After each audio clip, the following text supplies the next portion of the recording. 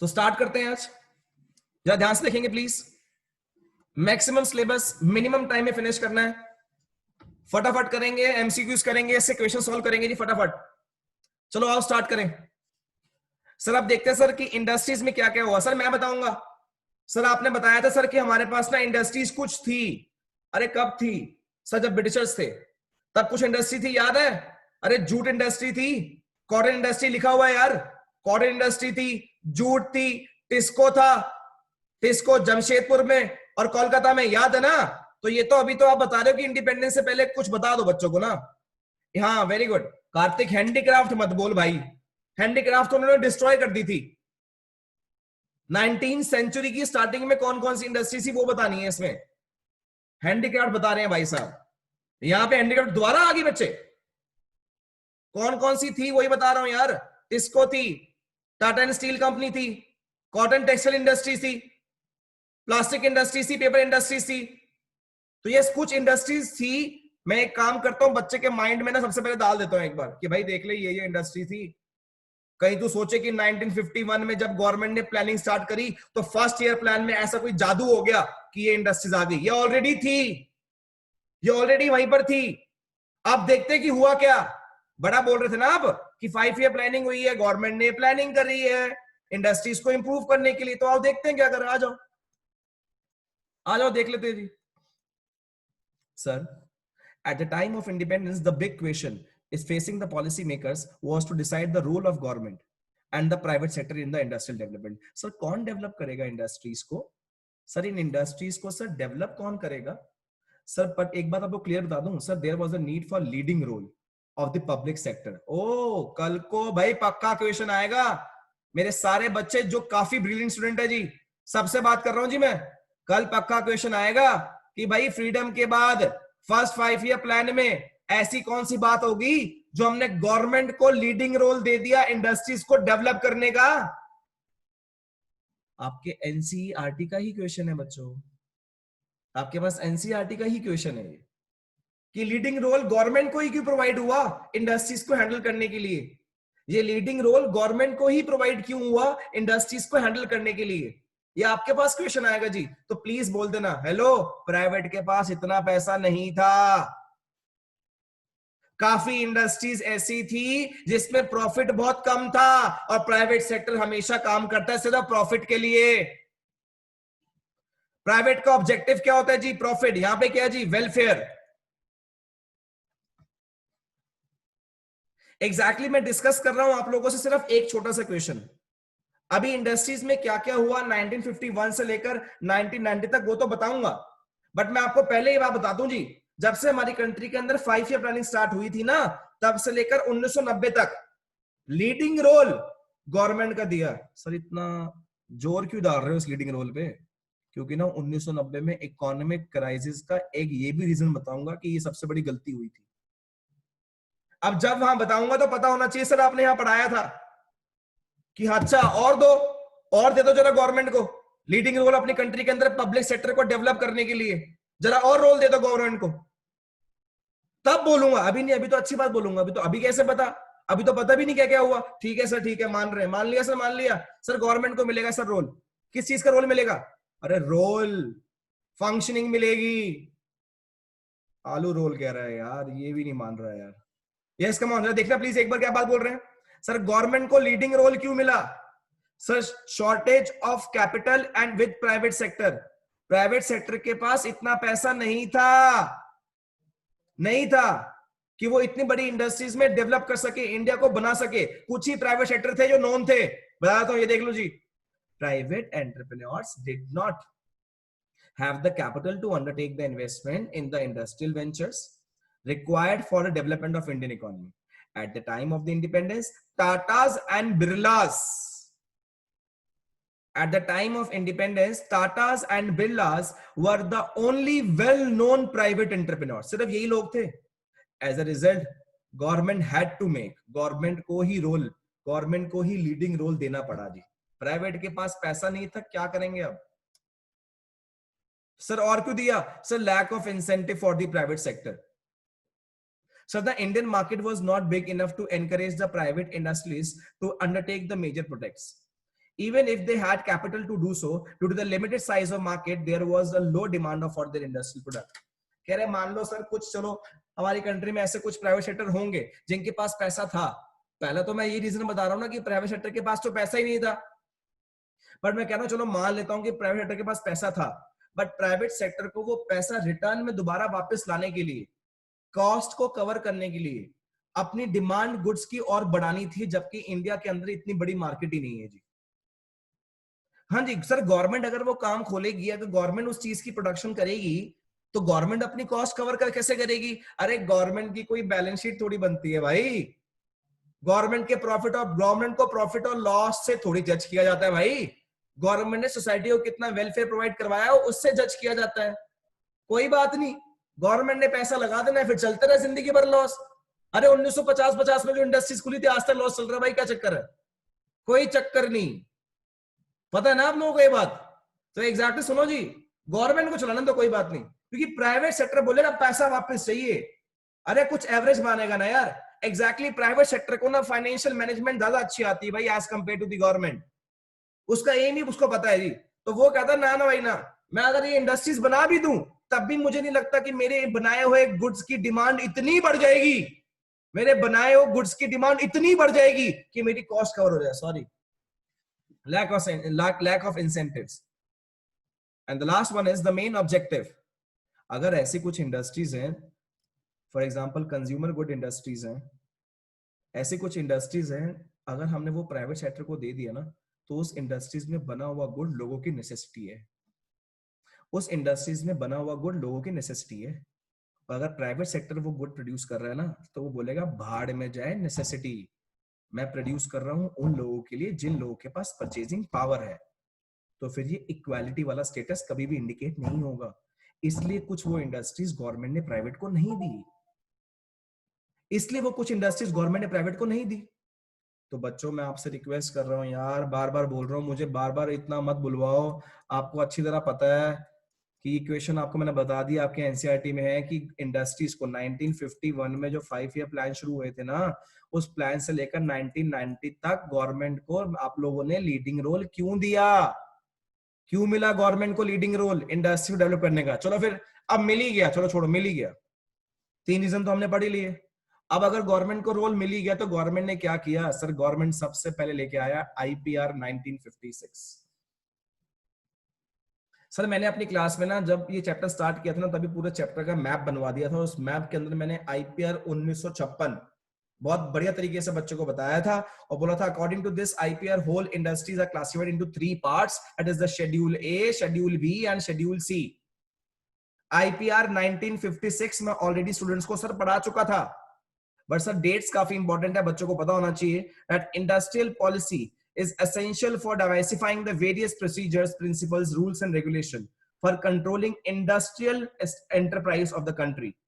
अगर किसी भी कंट्री की इंडस्ट्रियल डेवलपमेंट करनी है तो आपको इंडस्ट्रियल पॉलिसी बनानी पड़ती है. हाँ पता है, किसी भी कंट्री की अगर आप लोगों ने इंडस्ट्रीज को, बैकबोन को अगर स्ट्रॉन्ग बनाना है तो कुछ पॉलिसीज बनानी पड़ेंगी.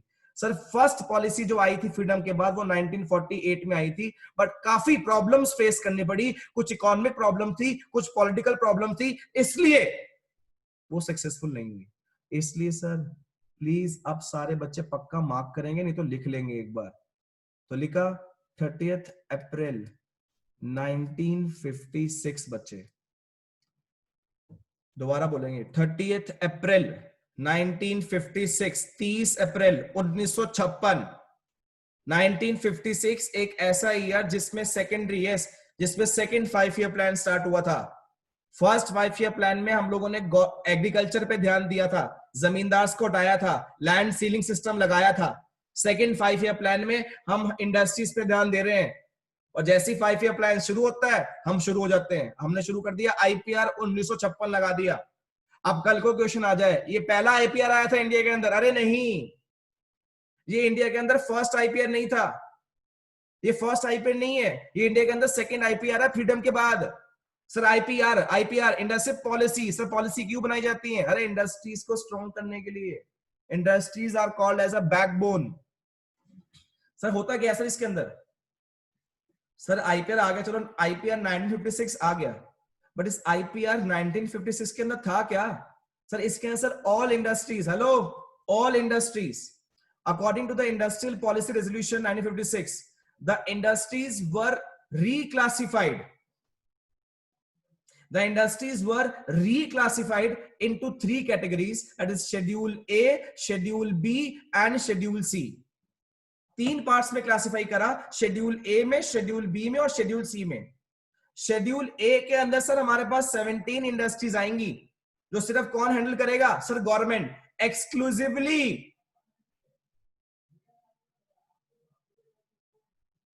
exclusively owned by the state, सिर्फ गवर्नमेंट मैनेज करेगी इन 17 इंडस्ट्रीज को। Second one is schedule B. In this schedule 12 industries were placed, बता चुका हूं already, which would be progressively state owned. हाँ देख लो भाई, लिखा क्या हुआ अरमान? लिखा हुआ सर है तो स्टेट ओनली, रचित है तो state only, but the state would take initiative of setting up industries. Industry setup कौन करेगा? गवर्नमेंट करेगी, and private sector will supplement the efforts of the state.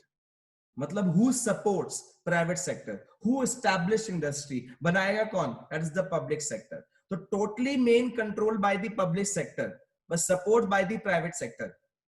पक्का आपके पास क्वेश्चन आता है कि आईपीआर 1956 क्या है?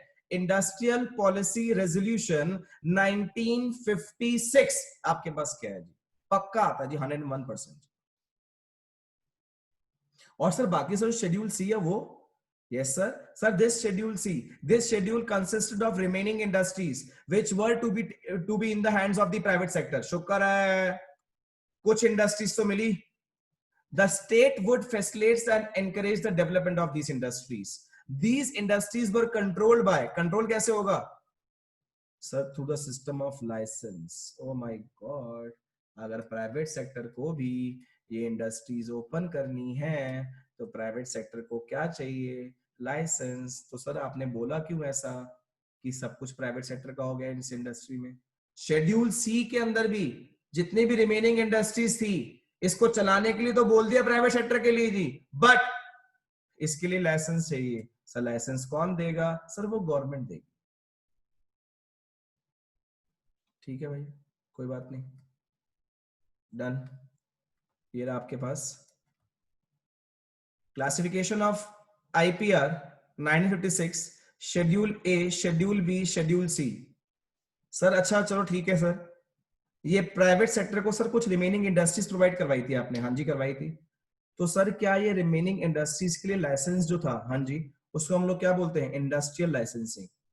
सर ये लाइसेंस कब मिलेगा? सर ये लाइसेंस सिर्फ तभी मिलेगा जब आप अपनी इंडस्ट्रीज ओपन करोगे किसी बैकवर्ड एरियाज में। हम लोग डिस्कस किसके बारे में कर रहे हैं? हम बात कर रहे हैं इंडस्ट्रियल लाइसेंसिंग के बारे में। हम डिस्कस कर रहे हैं इंडस्ट्रियल लाइसेंसिंग के बारे में। अक्षित, एलन, अंशिका, हम डिस्कस कर रहे हैं लाइसेंसिंग सिस्टम के बारे में जी। तो जरा आओ जरा देखते हैं लाइसेंसिंग सिस्टम क्या इंडिकेट करता है। According to the industrial licensing, please जरा ढंग से जी, as industrial license is a written permission. अरे परमिशन कौन देगा? गवर्नमेंट देगी। किसको दे रही है? प्राइवेट सेक्टर को देगी। क्या करने के लिए? इंडस्ट्रीज को ओपन करने के लिए। इंडस्ट्री किस चीज के लिए? अरे गुड सर्विसेज बनाने के लिए यार, goods mostly. The industrial development act 1951 empowered the government. Government को ये अथॉरिटी देता है, गवर्नमेंट को ये अथॉरिटी देता है। सर ये अथॉरिटी कौन देता है? गवर्नमेंट को अथॉरिटी कौन देता है? सर गवर्नमेंट को अथॉरिटी देता है सर एक्ट। सर कौन सा एक्ट है? सर ये है the industrial development and regulation act 1951। कि गवर्नमेंट के पास ये अथॉरिटी है कि गवर्नमेंट देगी लाइसेंस प्राइवेट सेक्टर वालों को इंडस्ट्रीज ओपन करने के लिए, ठीक है, एग्जिस्टिंग इंडस्ट्रीज को एक्सपैंड करने के लिए, ठीक है, एक प्रोडक्ट तो ऑलरेडी बना रहे हो साथ में दूसरा प्रोडक्ट प्रोड्यूस करने के लिए, ठीक है। कल को आपके पास अगर क्वेश्चन आएगा कि लाइसेंस किस किस चीज के लिए चाहिए होता था, तो for setting up of new industries, for expanding the existing industry, setting up of new industries, for expanding the existing industries and for the diversification of product। एक प्रोडक्ट तो आप ऑलरेडी प्रोड्यूस कर रहे थे, साथ में आप दूसरा प्रोडक्ट भी प्रोड्यूस कर रहे हैं जी। इन सब तीनों चीजों के लिए आपको लाइसेंस चाहिए था। मतलब सुनो, आप कुछ नहीं कर सकते, लाइसेंस चाहिए। बकवास बातें हैं ये सारी। सो क्या बोल रहे हैं जी?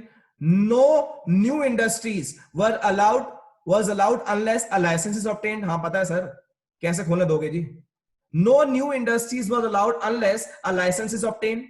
It was easier to obtain a license if the industrial unit was established in an economically backward area। Licence लेना रोहन जी बहुत ज्यादा इजी हो जाएगा।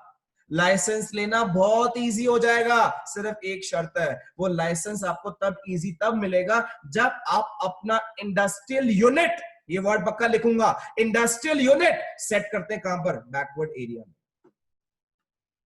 In addition, such units were given a certain consciousness such as tax benefit concessions such as tax benefit मिलेंगे। अगर आप अपने backward area में इंडस्ट्रीज ओपन करते हैं, आपको टैक्स बेनिफिट मिलेंगे, बल्ले बल्ले। Electricity at a lower tariff मिलेगा, ओके बहुत बढ़िया भाई। पर्पस सिर्फ एक ही है हमारा पर्पस है रीजनल इनइक्वालिटी को दूर करना। आज मैं रीजनल इनइक्वालिटी के बारे में काफी सारे डिफरेंसेस न्यूज़पेपर में भी देखता हूं जी। अराउंड लास्ट वीक से न्यूज़पेपर में आ रहे हैं कि हमारी कंट्री, हमारे दिल्ली के जो सीएम है, इन सीएम, यस प्लीज, हमारे दिल्ली के जो सीएम है, इन्होंने बोल दिया कि दिल्ली के अंदर मोस्टली हॉस्पिटल्स में सिर्फ और सिर्फ ट्रीटमेंट होगी वो दिल्ली के मेंबर्स की होगी। एग्जैक्टली एवरीवन नोज कि as compare to the other states, Delhi का कुछ नंबर है, हेल्थ स्टेटस है, just because of their medical facilities. अब सारे लोग सिर्फ दिल्ली के ऊपर डिपेंडेंट थे, तो रीजनल इनइक्वालिटी थी। उस रीजन में तो बिल्कुल मेडिकल फैसिलिटी नहीं है, इस रीजन में बहुत ज्यादा है। तो ये रीजनल इनइक्वालिटी फ्यूचर में ना हो, तो उस एरिया जो बेचारा अंडर डेवलप्ड, कार्तिक, जो बेचारा बैकवर्ड एरिया है, उसको भी डेवलप करना चाहिए। और डेवलप करने के लिए कार्तिक सिर्फ एक ही चीज है भाई साहब, दैट इज प्रोडक्शन। तो उस एरिया के अंदर भी हम लोगों ने प्रोडक्शन करने की, इसलिए गवर्नमेंट ने क्या बोला, चाहिए इंडस्ट्रीज बनानी है, कह रहे हाँ बनानी है। लाइसेंस चाहिए, कह रहे हाँ चाहिए। कह रहे कंसेशन, गवर्नमेंट कह रही कंसेशन भी देंगे टैक्स में। प्राइवेट सेक्टर वाला खुश, कह रहे सिर्फ एक शर्त है, कह रहे हाँ, कह रहे इंडस्ट्रीज ओपन करो बैकवर्ड एरिया, जिससे कि वो बैकवर्ड एरिया डेवलप होगा। So the licence was need if even an existing industry, अगर एक्सिस्टिंग इंडस्ट्रीज भी कार्तिक, अगर एग्जिस्टिंग इंडस्ट्रीज भी अगर अपने आप को एक्सपैंड, अपने प्रोडक्ट को अगर एक्सपैंड करना चाहती है, डाइवर्सिफाई करना चाहती है, licence to expand, yes, licence to expand production was given only, licence to expand production was given only. Licence तभी मिलेगा, कब मिलेगा लाइसेंस सर? ये क्या बात है बच्चा, अब अभी स्टूडेंट्स आ रहे हैं, मुझे समझ नहीं आएगा। So license कब मिलेगा? Was given only if the government has convinced that there is a need for a larger quantity of goods in the economy। मैं गया हूं गवर्नमेंट के पास अरमान, मैं गवर्नमेंट को क्या बोल रहा हूं, गवर्नमेंट मुझे लाइसेंस चाहिए, मैं ऑलरेडी गुड बना रहा हूं, अब मुझे ज्यादा बनाना है। ले ज्यादा बनाना है, गवर्नमेंट को तो खुश होना चाहिए, कह रहे ना पहले हम चेक करेंगे कि जितना ज्यादा गुड आपने बनाना है, क्या इकोनॉमी में उतनी रिक्वायरमेंट है भी या नहीं। अच्छा भाई, ये तो हाथ पकड़े हुए थे बांध के यार, कह रहे फिंगर ऑन योर लिप्स कर लो, जो हम बोलेंगे वही काम करना है, जहां हम बोलेंगे वही खोलना है, जितना हम बोलेंगे उतना प्रोड्यूस करना है। सोच, ये मैं तब की बात कर रहा हूं जब हमको फ्रीडम मिल चुकी थी। हमारी कंट्री के अंदर 40 ईयर्स तक चलता रहा यार, ये आना ही था 1990 में, इकोनॉमिक क्राइसिस आना ही था यार, ये रीजन ही था यार।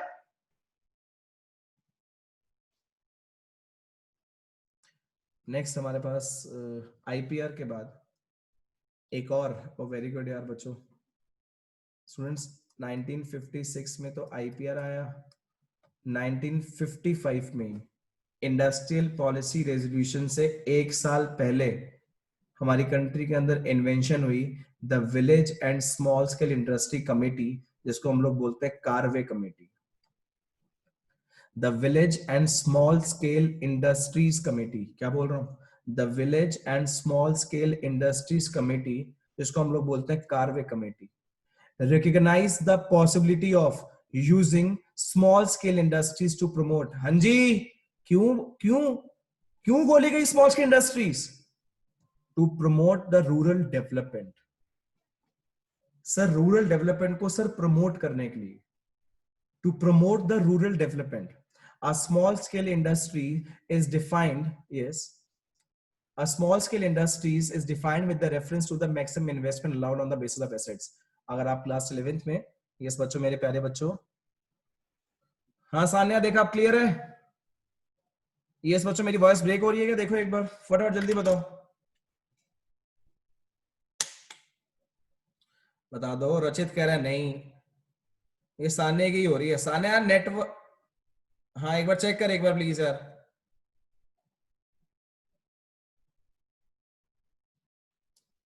ठीक है, सान्या कह रही है क्लियर है। हाँ जी। अब अगर आप लोगों को क्लास 11th में बिजनेस स्टडीज के बारे में याद है तो आप लोगों के पास MSMED एक्ट आया था, माइक्रो स्मॉल मीडियम एंटरप्राइजेस के बारे में पढ़ा था। और ये जितने भी एंटरप्राइज होती है इनको माइक्रो क्यों बोला जाता है, स्मॉल क्यों बोला जाता है, मीडियम क्यों बोला जाता है, ये बात डिपेंड करती है कि आपने इनके एसेट्स के ऊपर कितनी इन्वेस्टमेंट्स करी। तो मैं कोई माइक्रो और मीडियम के बारे में डिस्कस तो नहीं कर रहा, स्मॉल के बारे में डिस्कस कर रहा हूं। तो इंडिया में 1955 में कार्वे कमेटी बनाई गई, जिसके थ्रू हम लोगों ने प्रमोट किया स्मॉल स्केल इंडस्ट्रीज को इंडिया में, ये सोचकर कि रूरल एरियाज डेवलप होंगे, रूरल एरियाज डेवलप होंगे जी। ये सोचकर बच्चे हमने स्मॉल स्केल इंडस्ट्रीज की डेवलपमेंट दिखाई। और स्मॉल स्केल इंडस्ट्रीज किसे बोलते थे? सर हमारे small scale industries sir limit of rupees 1 crore sir. Sir 1950 में सर, 1950 में, 1 सेकंड बच्चों, 1950 में अगर हम लोग स्मॉल स्केल इंडस्ट्रीज का डिस्कस करते हैं तो 1950 में स्मॉल स्केल इंडस्ट्रीज उन्हें बोला जाता था, स्मॉल स्केल इंडस्ट्रीज 1950 में, मतलब कि जब हमको फ्रीडम मिली थी, मतलब कि जब हमारा फर्स्ट 5 ईयर प्लान अभी स्टार्ट हो रहा था, तब स्मॉल स्केल इंडस्ट्रीज उन्हें बोला जाता था। यस, स्मॉल स्केल इंडस्ट्रीज उन्हें बोला जाता था जिसमें इन्वेस्टमेंट मात्र 5 लाख की होगी। मतलब 5 लाख की इन्वेस्टमेंट करो, आपकी इंडस्ट्री इंडिया के स्मॉल स्केल इंडस्ट्रीज के अंदर मानी जाएगी जी। सर उससे क्या होगा?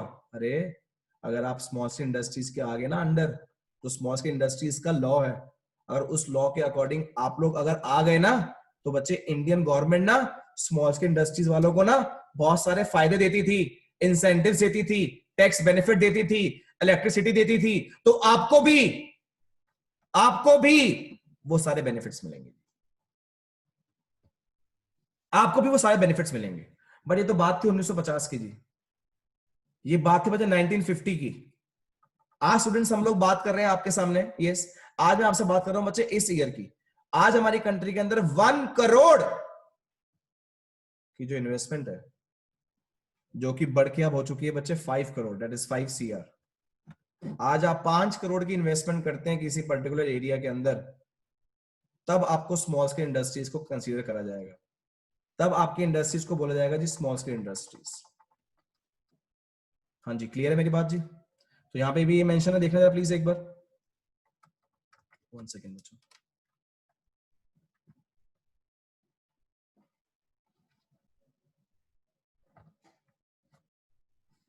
1 सेकेंड स्टूडेंट्स।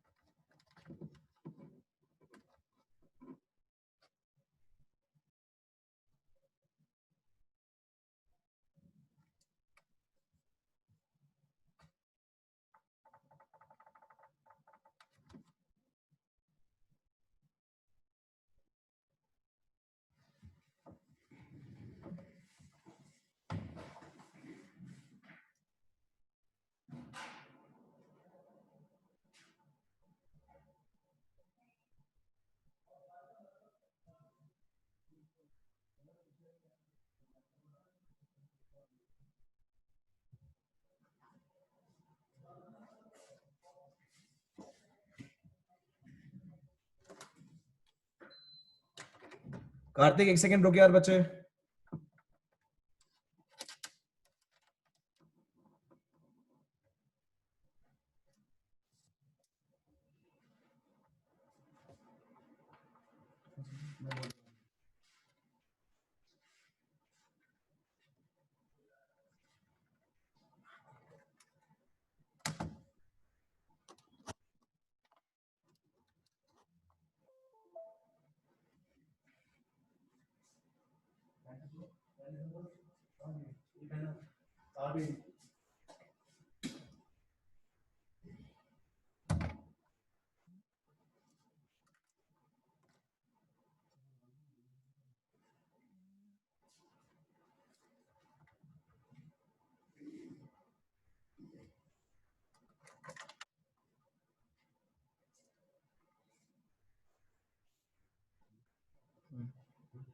यस बच्चे देखो एक बार please. So small scale industries के बारे में डिस्कस कर रहे थे।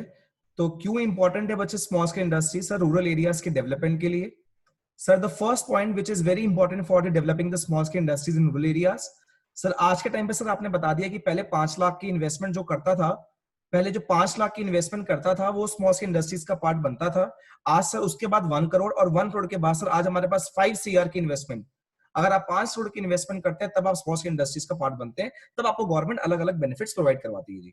ऐसे आप लोग स्मॉल स्केल इंडस्ट्री का पार्ट नहीं बन सकते आज जी। तो भाई हेलो, क्वेश्चन आ जाएगा जी कि स्मॉल स्केल इंडस्ट्रीज इतनी इंपॉर्टेंट क्यों होगी भाई? सर क्यों इंपॉर्टेंट? क्योंकि sir small scale industries sir employment generate करती है। अब आपको पता ही है स्टूडेंट्स की स्मॉल स्केल इंडस्ट्रीज हम कहां पर ओपन करने की बात कर रहे हैं? हम स्मॉल स्केल इंडस्ट्रीज ओपन करने की बात कर रहे हैं बैकवर्ड एरिया में। तो जितने भी small scale industries are more labour intensive, पता है ना? There are two techniques for the production, that is the labor intensive technique and the capital intensive technique. Labor intensive technique means more use of labor instead of capital, and capital intensive technique means more use of capital instead of labor. So small scale industries are more labor intensive technique, that is they use more labor, they use more labor than the large scale capital industries. That is why for the employment generation, और आपको तो पता है India के अंदर employment तो बहुत सारी है, भर भर के एम्प्लॉयमेंट हमारे पास। तो just because to reduce the situation of unemployment in economy, तो हम लोगों ने डेवलप किया किसको? स्मॉल स्केल इंडस्ट्रीज वालों को। बट एक छोटी सी बात आपको मैंने बताया था जी, अब ये बेचारे स्मॉल स्केल इंडस्ट्रीज वाले बच्चे प्रोड्यूस करते हैं स्मॉल अमाउंट में। अब आपको पता है कि जो कम अमाउंट में प्रोड्यूस करता है उसका प्राइस भी ज्यादा होता है, उसमें कॉस्ट भी ज्यादा लगती है, और स्मॉल स्केल इंडस्ट्रीज वाले ऊपर पढ़ा चुका हूं कि लेबर इंटेंसिव टेक्निक यूज करते हैं, मतलब मोस्टली गुड्स मैन मेड होते हैं। अब लार्ज स्केल इंडस्ट्रीज वाले गुड्स एक तो प्रोड्यूस करते हैं लार्ज अमाउंट में, उनकी लगती है कॉस्ट कम, उनका होता है प्राइस कम, और क्वालिटी सारी मशीनरी से बनाए हुए गुड होते हैं, सभी क्वालिटी बहुत अच्छी होती है।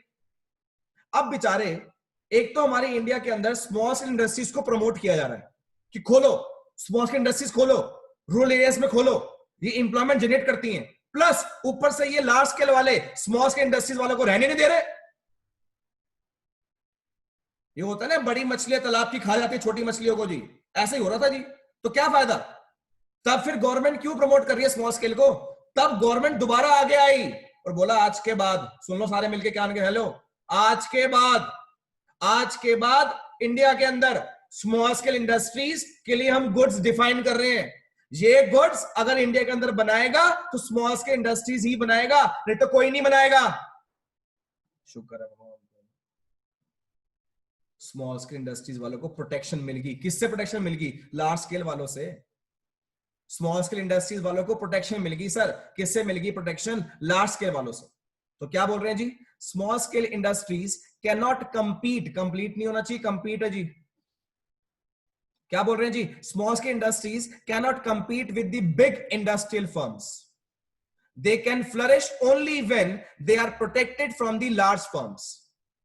वो सिर्फ राइज कर सकते हैं, वो राइज तभी कर सकते हैं, उनकी ग्रोथ, वो राइज तभी कर सकते हैं, उनकी ग्रोथ सिर्फ तभी हो सकती है, वो राइज तभी कर सकते हैं, उनकी ग्रोथ सिर्फ तभी हो सकती है जब प्रोटेक्शन मिले। किसको प्रोटेक्शन मिले? स्मॉल स्केल इंडस्ट्रीज वालों को।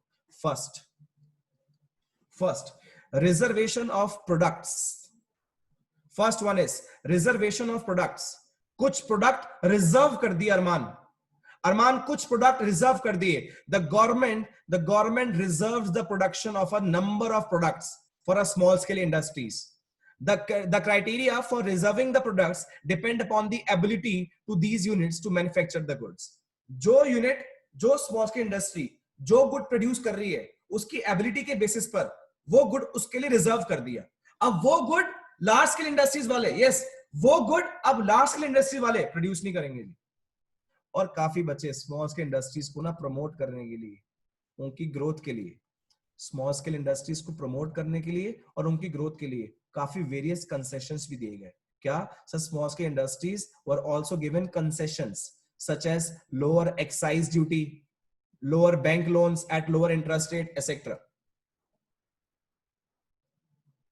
दैट्स इट बच्चों, ये मेरे पास इंडस्ट्रीज का पार्ट फिनिश थी। तो अगर देखा जाए ब्रीफली, अगर हम लोग पढ़ रहे हैं तो देखा जाए तो दो ही चीजें हुई हैं इंडस्ट्रीज के अंदर।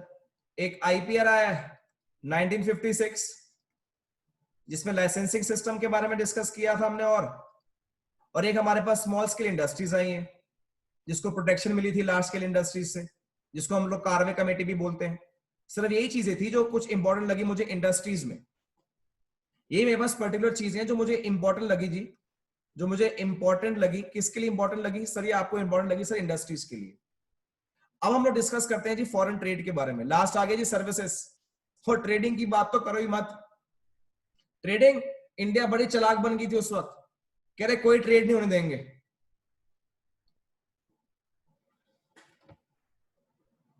कार्तिक मजा आ गया इंडस्ट्री में, मार्क्स भी मजे आने वाले आने चाहिए जी।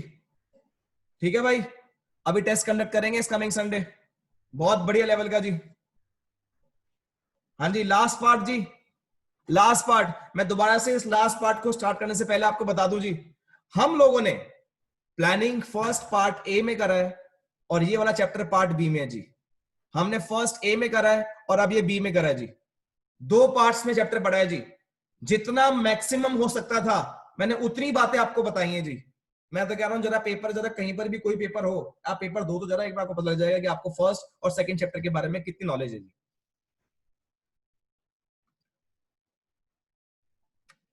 देखो जी एक बार प्लीज। सर डिस्कस कर रहे हैं हम लोग ट्रेडिंग के बारे में, that is foreign trade. Sir foreign trade in India includes all, अच्छा ठीक है हर्ष, includes all imports and exports to from in India. ठीक है sir. Entered in the plan in the era of 1950s. At that time, import substitution was the major element of India's trade. हमने बोला कि हम लोग तो भाई import substitution लगाएंगे। जैसे ही हमारा फर्स्ट 5 ईयर प्लान हुआ स्टार्ट, सुनते रहो मेरे प्यारे बच्चों, जैसे ही हमारा फर्स्ट 5 ईयर प्लान हुआ स्टार्ट, हमने सोच लिया भाई हम इंपोर्ट सब्स्टिट्यूशन यूज करेंगे। मैंने बोला क्या होता है ये इंपोर्ट सब्स्टिट्यूशन? कह रहे in order to be self reliant in vital sectors, India has followed the strategy replacement of many import substitution domestic products. मतलब sir in the 7 5-year plan, trade was characterized by an inward looking trade strategy. Sir ये क्या बोल दिया? inward looking trade strategy। सारे बोलेंगे जी, सारे बोलेंगे inward looking trade strategy, inward looking trade strategy. तो क्या बोल रहे हैं सर? ये क्या है? Import substitution refers to a policy of replacement. Sir replace कर दो और सब्स्टिट्यूट कर दो imports by domestic production, imports by domestic production and imports by domestic consumer और डोमेस्टिक हाउसहोल्ड्स। जो भी हमारे कंट्री के डोमेस्टिक प्रोड्यूसर्स और कंज्यूमर्स हैं जो बाहर से चीजें इंपोर्ट करवाते हैं, उसी चीज को आप इंपोर्ट मत कराओ, अपनी कंट्री में खुद प्रोड्यूस कर लो please. Sir for example, instead of importing vehicles made in the foreign country, छोड़ो ना बाहर से क्यों मंगवा रहे हो, domestic industries would be encouraged. Domestic industries को एनकरेज करना चाहिए। Domestic industries would be encourage to produce more, to produce them in India itself. क्या एम है सर? क्या एम है सर? एम ये of the policy was to protect domestic industry from the foreign competition. तो sir क्यों लगाया हमने trade policy? Trade policy में सबसे पहली पॉलिसी क्या है sir? Import substitution, that is inward looking trade strategy. The policy of import substitution can serve two definite objectives. First, saving of precious foreign exchange. Sir फालतू में बाहर से vehicles मंगवाओगे, हमको अपनी कंट्री की करेंसीज को देना पड़े, करेंसी को। यस, जब कभी भी आप बाहर से मंगवाओगे तो कंट्री की करेंसी वो लेंगे ना जिस कंट्री से व्हीकल आ रहे हैं, और उनकी कंट्री की करेंसी हमारे लिए फॉरेन एक्सचेंज होता है जी। और पता है इंडिया के लिए फॉरेन एक्सचेंज कितना ज्यादा इंपॉर्टेंट है? कहां पड़ा होता है इंडिया का फॉरेन एक्सचेंज? आरबीआई के पास। आरबीआई को क्या बोलते हैं सर? आरबीआई को बोलते हैं custodian of foreign exchange. RBI को बोलते हैं sir custodian of foreign exchange. Sir तो आपको पता नहीं है ये सर? पता है sir, achieving self reliance sir, खुद के ऊपर डिपेंडेंट सर। इसलिए सर ये मेरे पास दो ऑब्जेक्टिव थे इंपोर्ट सब्स्टिट्यूशन पॉलिसी लगाने के, दो ऑब्जेक्टिव थे। पहला ऑब्जेक्टिव सर हमारी कंट्री का फॉरेन एक्सचेंज बच जाए, दूसरा ऑब्जेक्टिव सर हम सेल्फ डिपेंडेंट हो जाए, हमको किसी और के ऊपर डिपेंडेंट नहीं रहना पड़ेगा। ठीक है सर, बट तब भी सर अभी भी बहुत सारे लोग थे सर, अभी भी सर बहुत सारे लोग थे जो अभी भी बाहर से गुड्स इंपोर्ट करवाते थे। कोई बात नहीं, करवाने दो इनको गुड्स इंपोर्ट। यस, कोई बात नहीं, करवाने दो इनको गुड्स इंपोर्ट। ये बाहर से गुड इंपोर्ट करवा रहे हैं ना, कोई बात नहीं, करवाने दो। जब ये बाहर से गुड इंपोर्ट करवाएंगे टैक्स लगा देंगे हम। ये बाहर से गुड्स इंपोर्ट कराएंगे टैक्स लगा देंगे, टेंशन मत लो। Government made use of two ways to protect the goods and produce in India from imports. क्या करा सर? टैरिफ लगा दिया। टैरिफ का मतलब ही क्या है सर? सर टैरिफ का मतलब ही टैक्स है sir. Sir tariff refers to the tax laid on the import goods. The basic aim for imposing heavy duty, the basic aim for imposing heavy duty on imported goods was to make them more expensive and discourage their use. Tax लगाने का main motive ही क्या था? अरे tax लगाने का main motive ही यही था कि बाहर से जब गुड्स आएंगे ये गुड्स महंगे हो जाएंगे, वो जब महंगे हो जाएंगे ना भाई, ये इंडियन लेवाई छोड़ देंगे। ओ तब भी नहीं छोड़ रहे, तब भी पता नहीं क्या प्यार है इनको इंपोर्टेड गुड्स से। कोई बात नहीं, कोटा लगा दो। अब ये लोग अगर बाहर से गुड्स इंपोर्ट करवाएंगे, हम लोग वहीं पे चेक कर लेंगे कितना वेट है। Quotas refers to a fixing of, सारे मिलके बोलो, quotas refers to a fixing the minimum, sorry maximum, कितना मैक्सिमम आप क्वांटिटी लेके आ सकते हैं। Quotas refers to fixing a maximum limit on the imports of commodity by a domestic producers. The tariff on imported goods and fixation of quota helped in restricting the levels of import. As a result, domestic firms, अब domestic firm को डर और कम लगना शुरू हो गया। तो कल को अगर आपसे कोई पूछे कि भाई टैरिफ और कोटा लगाया क्यों गया था, तो बोल देना कि भाई डोमेस्टिक प्रोड्यूसर्स को प्रोटेक्ट करना था, डोमेस्टिक प्रोड्यूसर्स को प्रोटेक्ट करना था, इससे लगाया क्या हमने? सर इसलिए हमने लगाया टैरिफ और कोटा।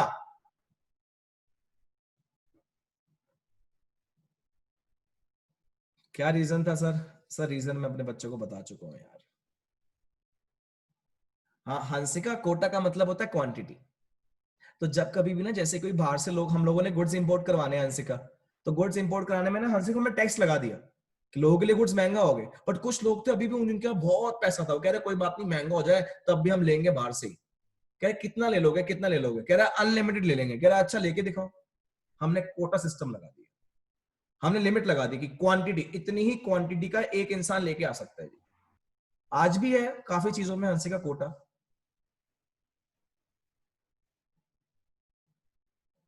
नेक्स्ट जी, फिनिश जी। आप लोगों के पास बच्चों, इसमें आपके पास आईपीआर, सॉरी, इसमें आप लोगों के पास बच्चे टैरिफ, कोटा, टैरिफ, कोटा काफी इंपॉर्टेंट था समझने के लिए, प्लस इंपोर्ट सब्स्टिट्यूशन पॉलिसी आ जाती है बच्चे। वो चीजें सब्स्टिट्यूटली प्रोड्यूस करो जो हम लोग पहले ऑलरेडी इंपोर्ट करवाते थे। ये आप लोगों के लिए इंपॉर्टेंट पार्ट है। फिनिश पे चैप्टर बच्चे, फिनिश। ये आपके चैप्टर का बच्चे ऑलमोस्ट इवैल्यूएशन वाला पार्ट, जिसमें हम डिस्कस करते हैं कि critical appraisal of industrial development. तो आप मुझे बताओ सर, क्रिटिसाइज करो सर कि 1950 से लेकर 1990 तक जो जो हुआ आपको पता लग गया ना? मैं बताता हूँ। मैंने आईपीआर आया था, कह रहा अच्छा ठीक है। मैंने डोमेस्टिक प्रोड्यूसर्स की इंडस्ट्रीज को प्रोटेक्ट करने के लिए टैरिफ और कोटा लगाया था, कह रहे अच्छा ठीक है। कह मैंने पास स्मॉल स्केल इंडस्ट्रीज आई थी, कह रहे अच्छा ठीक है। मैंने इंडस्ट्रीज को डेवलप करने के लिए मेन रोल गवर्नमेंट का दिया था, कह रहा अच्छा ठीक है। तो अब क्या है जी, हेलो, अब क्या है? आपको पता लग गया ना कि इंडस्ट्रीज में क्या क्या हुआ था? अब प्लीज देख लो क्या जो यहाँ पे लिखा हुआ है, वो हमें क्रिटिसाइज कर रहे हैं इंडस्ट्रीज के बारे में। हम इंडस्ट्रीज के बारे में बता रहे हैं जी। सर जी 1950 से लेकर 1990 तक इंडस्ट्रीज में ये वो अचीवमेंट हुई। क्या क्या? Proportion of GDP contributed by the industry sector increase from, sir जब प्लानिंग 5 ईयर प्लान शुरू हुआ था ना, तब जीडीपी में कंट्रीब्यूशन इंडस्ट्रीज का 11.8% का था, जो कि सर 1990 के एंड तक आके ना 24.6% हो गया। मतलब सर, मतलब साफ है, जितने भी पॉलिसीज लेकर आया था ना, उन पॉलिसीज की वजह से इंडस्ट्रीज में डेवलपमेंट हुई, जीडीपी में कंट्रीब्यूशन बढ़ा। The 6% annual growth rate of industrial sector during the colonial period also admirable. बहुत बढ़िया, क्लैपिंग तो मैंने कर ही दी है जी, एडमायरेबल तो था ही जी। तो अच्छी बात है आईपीआर का, आईपीआर की अच्छी बात है, अच्छी बात है स्मॉल स्केल इंडस्ट्रीज की, अच्छी बात है कि डोमेस्टिक प्रोड्यूसर्स को प्रोटेक्ट करने की। अच्छी बात पढ़ रहे हो ना, नहीं पढ़ते रहो। Indian industry was no longer restricted to the cotton textile. अरे चला गया जमाना, हेलो चला गया जमाना। पहले था वो जमाना जब इंडिया के यहाँ सिर्फ कुछ इंडस्ट्रीज थी, कॉटन और टेक्सटाइल। अब पता नहीं डिफरेंट डाइवर्सिफाइड इंडस्ट्रीज है यार। 1990 के एंड में, 1950 की बातें खत्म हो चुकी हैं भाई। It also included engineering goods भी हैं, wide range of consumer goods भी हैं। द इंडस्ट्रियल सेक्टर, बोलो मेरे साथ, the industrial sector became well diversified by 1990। कहां चले हो, किस जमाने में जी रहे हो? 1950 से लेकर 1990 तक गवर्नमेंट ने कहां किया, प्लान्स बनाए और बहुत सारी नई नई इंडस्ट्रीज आई। सिर्फ कॉटन और जूट तक सीमित नहीं रह गए थे हम, वो फ्रीडम के बाद पहले की बात थी। हाँ सर, आपको पता है इंडस्ट्रीज हमारी एक स्मॉल स्केल इंडस्ट्रीज भी आई थी, वो भी मेंशन है स्मॉल स्केल इंडस्ट्रीज भी। The promotion of small scale industries gave opportunities to people with small capital to get into the business. Very good sir, government ने काफी अपॉर्चुनिटी प्रोवाइड करवाई थी रूरल एरियाज में, बैकवर्ड एरियाज में small scale industries को open करने के लिए। Small scale industries sir employment generate भी करती है और बहुत कम पैसों में sir small scale industries open भी हो जाती है। Very good sir. सर जितने हमारी इंडस्ट्रीज में, जो इंडिया की इंडस्ट्री के जितने भी गुड्स प्रोड्यूस होते थे ना, ये सारे गुड्स सर इंडियन खरीदे, इंडियन बाहर से ना मंगवाए। सर हमने बहुत सारी प्रोटेक्शन लगाई, जिसको सर हम लोग इनवर्ड लुकिंग ट्रेड स्ट्रेटेजी भी बोलते हैं। अपने बारे में सोचा, our policies were inward orientated, so we failed to develop a strong export sector। अपना बनाओ अपना खाओ, ना किसी से लो ना किसी को दो। ओ जब किसी को दोगे नहीं ना तो फॉरेन एक्सचेंज आएगा नहीं। कोई बात नहीं, हमने इनवर्ड लुकिंग, अंदर से अंदर हमने inward looking trade strategy adopt करी। सर बच्चों को पढ़ा चुका हूं सर, जिसकी वजह से सर हमारे प्रोड्यूसर, डोमेस्टिक प्रोड्यूसर बड़े खुश हो गए। अब कोई दिक्कत नहीं है, बट सर इतने खुश हो गए कि उन्होंने कोई भी सिंसियर अटेम्प्ट नहीं लिया अपने गुड्स की क्वालिटी को इंप्रूव करने के लिए और इंडियन कंज्यूमर्स को फोर्स किया। साहब बोल दिया, कह रहे हेलो इंडियन कंज्यूमर, इधर आना, इधर आओ, इधर आओ, जाओ बाहर से ले लो गुड, जाओ ले लो। अब बाहर ही गुड महंगे हैं, कोटा भी लगा हुआ है, अब लेना किससे पड़ेगा? सर इनसे लेना पड़ेगा, इनकी क्वालिटी घटिया होगी इंडियन गुड्स की। क्या यार, ये लिखा भी हुआ है, the domestic industry failed to achieve, the domestic industry failed to achieve international standards of product quality. So according to some economists, we should protect our producers from competitors। Sir domestic producers को ना, sir domestic producers को foreign producers से protect करने के लिए ही किया था हम लोगों ने। फिर आपकी लाइसेंसिंग पॉलिसी आ जाती है जो समझानी पड़ती है। ये आपका मेरे साथ फाइनल पार्ट था जी। लास्ट पार्ट में मैंने आपको क्रिटिकली अप्रेज किया है कि गवर्नमेंट के पास क्या क्या अचीवमेंट हुई इंडस्ट्रीज में, सीधा इकट्ठे कुछ पॉइंट्स में बता दिए। इसमें जीडीपी की कंट्रीब्यूशन बताई है, स्मॉल स्केल इंडस्ट्रीज के बारे में बताया, इनवर्ड लुकिंग ट्रेड स्ट्रेटेजी के बारे में बताया, लाइसेंसिंग सिस्टम के बारे में बताया, डोमेस्टिक इंडस्ट्रीज की प्रोटेक्शन के बारे में बताया। ये आपका लास्ट पॉइंट है। काफी इजी था, आई होप कि आपको समझ आ गया होगा। असाइनमेंट बच्चे आप लोगों के पास है, जिसके पास नहीं है प्लीज किसी से असाइनमेंट कलेक्ट करो। नेक्स्ट क्लास में बच्चे हम इसके सारे क्वेश्चंस डिस्कस करेंगे, मल्टीपल चॉइस क्वेश्चन डिस्कस करेंगे, fill in the blanks discuss करेंगे, एमसीक्यूज डिस्कस करेंगे जी। नेक्स्ट चैप्टर हम लोग स्टार्ट करेंगे बच्चे, money and banking, macro economics. जय माता दी बच्चों।